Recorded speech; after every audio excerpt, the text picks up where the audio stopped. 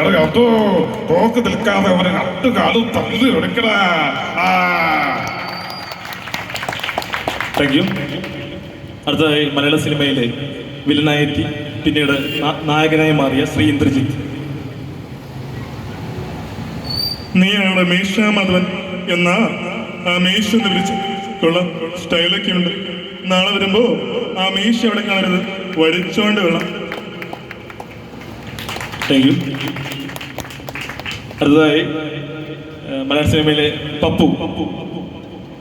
അല്ല അല്ല മോനെ, അതായത് ഞങ്ങൾ വാഴുമ്പോഴേ മീനാറ്റല്ലേ ദാസപ്പോ എന്നെ ശരിക്കും നോക്കി എനിക്ക് എന്തെങ്കിലും ഒരു കുഴപ്പമുണ്ടോ? പോടെ. അടുത്തത് ശ്രീ മധു. എടേ രാഘവ, എനിക്ക് എന്നോട് ഒരുപാട് കാര്യം പറയാനുണ്ട്.